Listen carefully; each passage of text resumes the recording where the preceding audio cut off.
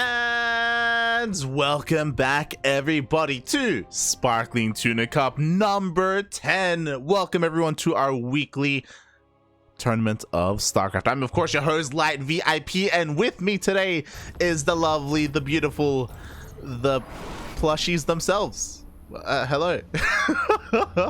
Feels bad, man. Feels bad. Unfortunately, this week both Chase and Yaku are unavailable, so I don't have them alongside me to co-cast. Maybe they'll be available later on for the semi-finals or for the finals. But I also wasn't myself prepared for this scenario. I was kind of told a little bit last minute, so yeah, the show must go on regardless. So let's go because we have a spicy one for everyone. Let's go as we dive into our first series. Spawning in the bottom left hand corner of Hardwire LE, we have the South Korean Protoss player. He is red, representing his brand new team, Team Super. It is ReBellioN.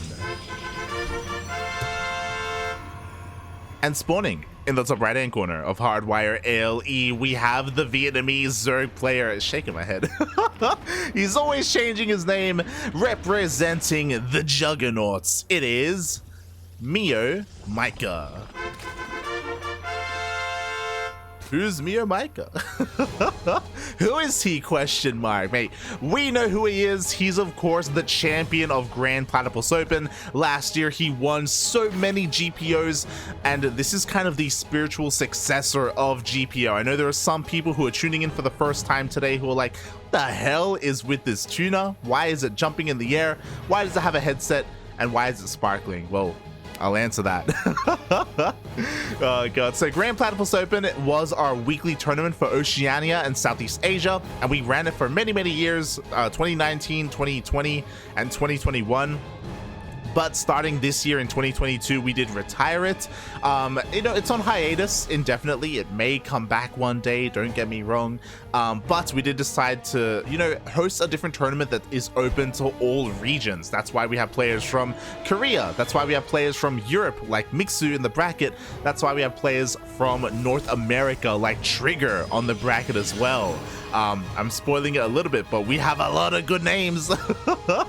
We have a lot of good names in the tournament today. Exclamation mark B in the chat if you want to have a look at the bracket yourselves. But this is a spicy one to start things off. MeomaikA, he's our boy. He is on kind of an honorary duckling. He's a cat, don't get me wrong. He is his own being, but we love him here on this channel. He has done so well for himself, especially last year. He's looking to outdo himself this year, and he did open things up with a pool first. Because of that, he does have a couple of links on the map. He did force the Zealot out, so he did force a response from ReBellioN. We even see a shield battery here at the main base, at the natural base. So again, ReBellioN playing things very safe here. Meanwhile, his adept did manage to escape, did manage to go all the way back home.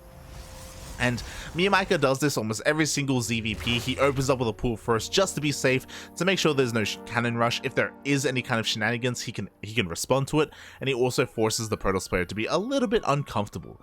This is kind of his go-to.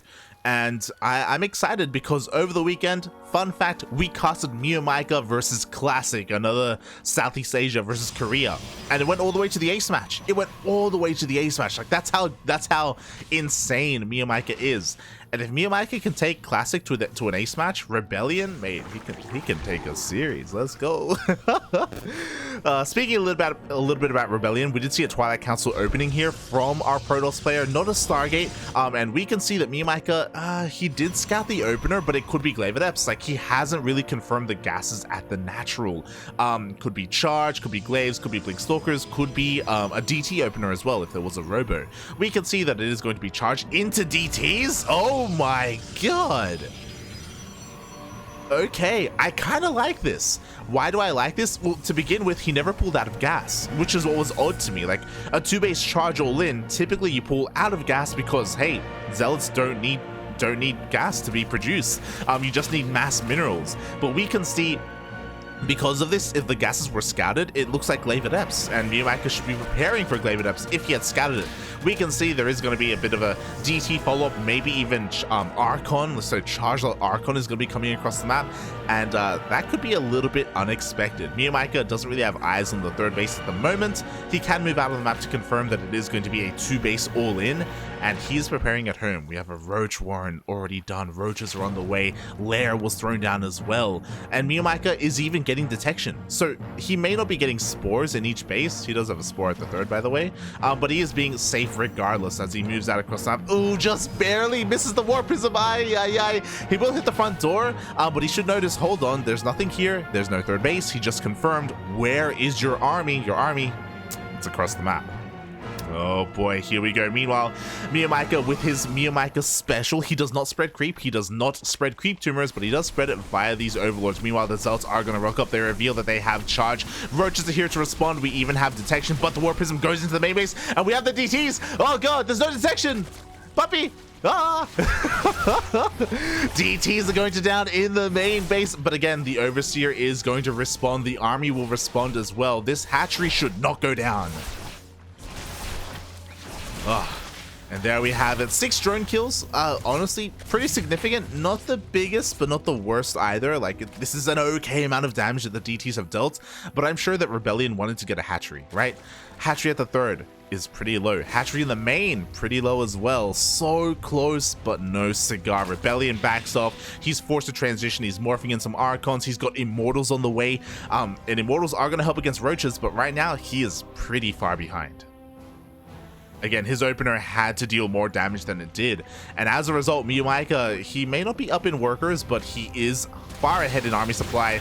There are Roaches in the main base. These Archons aren't going to be dealing any damage, and oh, I thought MeomaikA was going for a counterattack, and he is. Maybe a little bit of an all-army hockey there, but this third is not going to finish. There is no way for ReBellioN to hold on to this third base. MeomaikA is coming across the map, and we do have an Immortal, we do have shield batteries. The natural will not be broken, but again, MeomaikA, he doesn't care about the natural.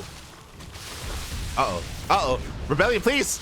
Okay, he dips his toes out a little bit scary there, to be honest. Oh, we see a recall as well. Archons are going to be coming back home. ReBellioN knows that if he can, he has to hold on to this third base. He cannot afford to lose it. This is his one way back into this game, but the force fields are hurting him more than they're helping him. The Roaches again chipping away at this base, lose all the shields. We have a little bit of hull damage as well. MeomaikA, he's really respecting these Immortals, by the way. He is being so careful with these Roaches, just stutter stepping as best he can, and honestly, these trades aren't too bad. The third base is going to finish for the time being, but we have reinforcements flooding across the map.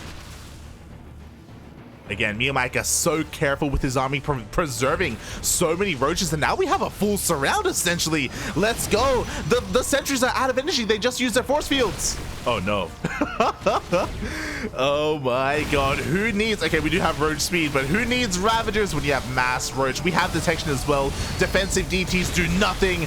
Archons are going to be going down. Overcharge is good, but is it that good? Apparently it is. Oh, my God. The overcharge was good enough, but now it's run out, and MeomaikA should be aware. We still have reinforcements coming across the map. Again, MeomaikA didn't really drone up at all. He is all in with this push, and I mean, he should be able to end things here. Lings are flooding in as well to help reinforce. Do we have anything to buffer for the Immortals or the Archons? We do have some pretty sick War Prism Micro, trying to keep as much alive as he can, but he loses an Immortal. He loses an Archon. He's losing everything right now. And again, Micro is pretty good, but there's only so much that Micro can really do for you as the Immortals are losing more and more health. Deep in the red, one Immortal goes down, and the base is going to fall as well. And again, with detection, there's nothing that ReBellioN can really do to stop this. I just realized the wall is not a wall, question mark. Was it ever a wall? I guess the gateway went down earlier, I guess. In comes the army. We do have a couple of sentries for force fields, and there we go. The force fields are thrown down, but those are the only 2 force fields we have available. The Cyber Core is under threat as well. The Immortals are dishing out a lot of damage. MeomaikA's gonna back off, and the Madman is droning up. Let's go. Oh god, we have drones on the way. We have a 4th on the way. Again, MeomaikA only had to kill this third base, and he is perfectly fine. pushing into the natural, again, with a pretty big defender's advantage, it is going to be very cost inefficient if he tried to do so. Oh, at the same time, a DT waddled across the map and dealt a lot of damage. 9 more drone kills. Because of this, ReBellioN isn't that far behind when it comes to the workers, but it's not going to take long for MeomaikA to saturate his bases again, to get his 4th base up and running. He's got double Evo chambers for double upgrades. Like, is there a way really for him to throw this? Maybe. We do have a Robotics Bay on the way, so it looks like ReBellioN wants to get into Disruptors, and we all know how good Purification Novas can be. We all know how, like, 2 Novas can kill this entire army, pretty much. But is MeomaikA going to give him enough time to get there? That is kind of the question here. As we do see MeomaikA once again threatening that 3rd base, just keeping his opponent on 2 bases. I can't believe this Cybercore is alive, by the way. We still don't have any Ravagers, so MeomaikA can't really abuse this. But what I can say is that, again, MeomaikA, all he has to do is take up a little bit. I'm surprised that he hasn't thrown down a Spire. I know how much he loves going into Mutas whenever he can. Mutas would be amazing right now. They would just end the game. They would shut down the Warp Prism. Warp Prism, by the way, has been doing a lot to really be annoying for MeomaikA, but there's reinforcements at home. There's also going to go into the main. Maybe they can snipe a hatchery if they sneak in there. Maybe. As we see a recall back home, ReBellioN is terrified about this Roach army. Oh, he's actually going to go for a bit of a disruptor drop. Interesting. Uh-oh, spit. Oh, God. Oh. Only 1 Roach gets taken out. That could have been a lot worse. But MeomaikA has to be careful not to lose this army. Like, there's a lot of Immortals, there's a lot of Sentries, there's a lot of Force Field. Oh, God! MeomaikA cannot fight this right now. He cannot lose this half his army for free, essentially. Oh, as he's going to end up losing his detection. Meanwhile, 1-1 is on the way. We have Lings on the way as well. So MeomaikA is going for Roach Ling. No Banelings, so a very... I was about to say unorthodox. It's not the most unorthodox composition, but it still feels very all-in-y. Just because there's no more tech, there's no Hydrogen, there's no Spire, there's no Infestation Pit for Hive. Like, he's still stuck on Lair Tech when, honestly, MeomaikA has the resources to tech up even further to make this easier on himself. Like, this is giving ReBellioN, like, an opportunity to come back. I'm not saying he will, like, he's still far behind in the supply, but, you know, MeomaikA's giving him a bit of a chance, a little bit. But here we go, MeomaikA, he is maxed out. He's coming across the map with maxed out Ling Roach, as he does force a cancel here. His Roaches are going to get cleaned up, but in come the rest of the army. Lings come in from behind. We see a full 360 surround. Your force fields are good, but there's just too much Zerg here, and there's no War Prison to juggle the Immortals. Not this time. GG gets called. MeomaikA takes game number 1. Oh. Oh my God. I was a little bit afraid, not gonna lie. I was like, mate, do you really want to be staying on this when Disruptors are coming out? Like, but we didn't see a single Disruptor shot, because if you saw towards the end, ReBellioN, he picked up both Disruptors in his War Prism. Like, he wanted to harass with them across the map, so they weren't a part of any fight. We never saw a single Nova really get any kind of significant detection? What? Connection is where I was going with that. So GG, well played MeomaikA to take that first game, and we'll see if he can keep going here. Again, MeomaikA, not really known for his ZvP. I feel like his ZvP is one of his weaker matchups. ZvZ is definitely where he excels the most. He's amazing in the ZvZ matchup. He can take games and series off of any Zerg player out there. He's beaten Rogue before. We've casted that in TSL. He's beaten Cham. He's been the best from all these regions. But this matchup, he's a little bit more shaky. Oh, we'll see. We'll see how he does as we are getting ready to dive into game number 2. Oh. As I catch up in the chat. El Sapoman. Hello, greetings. Quack, Fernantok. Yo, you've been showing up for these Sparkling Tuna Cups, Fernantok. How early is it for you? Wow, welcome. It's always great to see you outside of just our Latin American tournaments, and you should add your favorite Latin American players so they can sign up for this. I think Davo, he's signed up a couple of times, but I don't think we've had a Latin American check-in other than Neo. Neo's played in this before.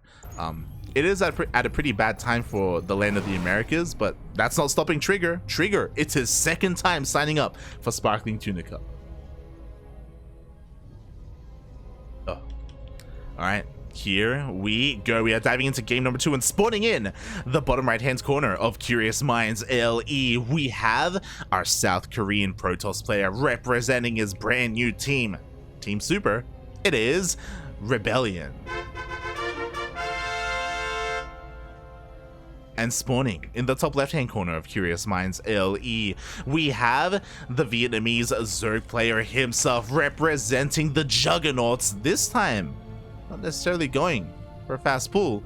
It is MeomaikA. Still going for the pull first though. I was like, yo, game 1 he goes pull first, game 2 hatch first, let's go. Nope, MeomaikA still going for that fast spawning pool. Again, this will get scouted by this probe, so the Lings aren't going to necessarily end the game, but they are going to force a response. And again, if there was any kind of early aggression, MeomaikA will be at a bit of an advantage. It's just economically he puts himself behind a little bit here. As we are diving into this first game, ReBellioN, he scouts it is a pool hatch gas opener, so he knows that, okay, I need to get my zealot out, I need to wall off, I need to focus on you know, defending these things and make sure things don't get out of control, which they can if your Protoss opponent doesn't respect them. As 4 Lings are on the way there, it is Zealot is on the way as well. This should be being chronoed out as well, just so ReBellioN can get that full wall up and running here at his natural. And we'll see if he overcommits to the defense as well, because if you remember in game number 1, he did go for a relatively early shield battery as well. You know, these are little things, but they kind of add up when it comes to slowing down your own build. These are pretty important for the Zerg player. You know, they want to make the Protoss player uncomfortable. They don't want, or MeomaikA at least doesn't want him to play out the game that he wants to. As Lings do rock up, just trying to be a little bit annoying here. Maybe find a way into the main base and get a free scout. Almost gets the probe, but it looks like he will. Oh, he does. Oh my god. The micro. So nicely done there by Meo. Those 4 Lings, instead of doing nothing, they get a probe. It's not bad. This Overlord though, it's in a really unfortunate position. It looks like the Stalker is going to snipe it. I'm sure MeomaikA was hoping it was going to be an Adept, but instead we do have that Stalker. So MeomaikA is supply blocked by quite a bit. Ay. Overlord is on the way. He's gonna have to make some buildings here as well. Oh god. As he's actually going for a very fast lair. Oh my god. So shout out to, as Grape Dactyl does confirm, 3 a.m. here. Ay. And Cristiano, ¿qué estás haciendo? Cristiano está despierto? Mate, why are you not in this tournament? Exclamation mark Funada Cristiano in the chat. As they're letting us know. 6 a.m. in Chile, 3 a.m. where Grape Dactyl is. Oh my god. Finantok in the land of Germany, in Deutschland. But MeomaikA is going for a very fast lair. I was curious because he's taking his gases. He hasn't gone to Roach Warren. I'm feeling 2-base Muta. He did do this against Classic and he died horribly. MeomaikA died horribly when he tried going 2-base Muta against Classic. It's something you don't see too often in this matchup, but no, it's not a Spire. It is a Hydroden instead. Oh boy. I don't know how I feel about this. Like, this is good. This is okay, sorry, against Stargate openers. And he can assume that it's a Stargate because he saw the Stalker come out, but yeah, I'm not too fond of this, not gonna lie. Oh god. As now MeomaikA is well aware that it was a robo opener. There was a robo thrown down. There should be a Twilight Council as well, so he's aware of the ground toss coming out from ReBellioN. Doesn't know exactly what's coming his way. Like, it could be a Dark Shrine behind this as well, for all he knows. But yeah, Hydras are coming out. And funnily enough, the Hydras are going to come out in time to deal with the Warp Prism. I just worry because charge lots are going to be amazing against what MeomaikA is going for. And I do not believe that MeomaikA is going to go for Lurkers. Like, that's just not what he enjoys doing. MeomaikA, he's a very stylistic player, so even though there are certain things that are popular in the meta, MeomaikA, he just does his own thing. He just does whatever he wants. He doesn't like spreading creep with queens. He doesn't like making more queens than he needs to inject. He doesn't like lurkers. Oh my god, the prism! Up! Oh my god, that is huge! Just like that, MeomaikA surprises the prism, he snipes it. ReBellioN had no idea that there was a Hydra den, by the way. He had no idea that there were going to be Hydras out. And this is a great start for MeomaikA, but I'm really worried because all these gates are finishing up. +1 is about to finish up. Charge is about to finish up. We're going to have a lot of Zealots and a decent amount of Immortals and Force Fields. And without Ravagers to deny the Force Fields, without Banelings to deal with the Zealots, without Roaches to buffer for the Zealots, like Ling Hydra just is such a fragile army. It's just so squishy. Ay, ay, ay. We'll see, we'll see. We'll see how this works here for MeomaikA, because down comes ReBellioN. MeomaikA is going to get eyes on this. At the same time, MeomaikA is going into the main base. Now he's aware, oh my god, we got a 2-base charge, the all-in coming my way. We need something more to defend. Hydra Ling is not going to cut it. It shouldn't cut it. Maybe it will. Maybe it will, you know?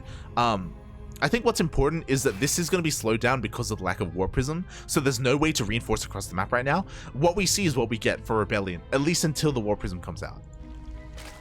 Here we go, we have one Spine Crawler on the way, we have more Lings on the way as well. Here we go, the War Prism is zooming across the map. MeomaikA sees everything. He's well aware of what's coming his way, and he's making nothing but army. Is it going to be enough though? It's possible that MeomaikA may be able to gather an overwhelming force of Ling Hydra, and maybe force a choke point, but there's not a lot of SimCity to work with. Oh boy, here we go. The force fields are going to be insane. Oh god. Show me the force fields, papi. Show them. We do have a couple already. The queens are locked out. Ooh, ReBellioN does back off though. A couple of the Hydras are being picked off as well. The rest of the Hydras are moving on forward, but here come the rest of these Zealots. This is what I was worried about. The Zealots are having their way with the Lings and the Hydras. Without Banelings and without Roaches, like, honestly, ReBellioN can just A-move.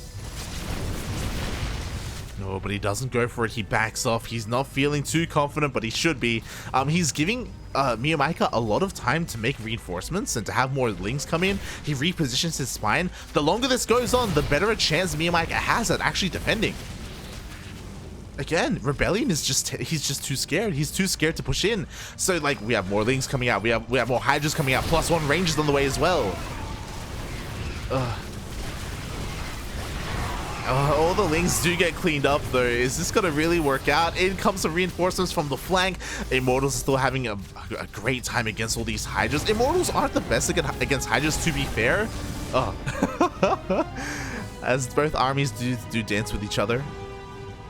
MeomaikA knows though, again, with more reinforcements coming in, I think MeomaikA's done it. I think he's held. Like, enough time has passed where I don't think there are going to be enough Zealots to buffer for the next attack. Here we go, the Zealots do charge in. We have a couple of force fields being thrown down to lock in those Hydras. Meanwhile, the War Prism is exposed. The War Prism goes down. GG gets called, and MeomaikA does it. He defends with Ling Hydra. Oh my god. Who needs Banelings? Who needs Roaches? Just make Lings and Hydras. That's all you need.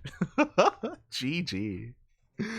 That was terrifying. That was so close. Again, ReBellioN was giving his opponent so much time to make wave after wave of army. When honestly, there were moments there where MeomaikA was being crippled. Like there were moments there where he was losing Hydras. He was losing all of his Lings. He only had pure Hydra left to defend. But maybe I'm also underestimating how little damage Immortals do to Hydras as well. Immortals are not really the unit that you want against this. So you could argue that as the Zealots are running out, ReBellioN didn't really have faith in his Immortals to really close the game out, as well as his reinforcements. Yeah, GG. GG, well played. Congratulations, MeomaikA, for taking that series. And he will move on to the next round. As I quickly submit the scores.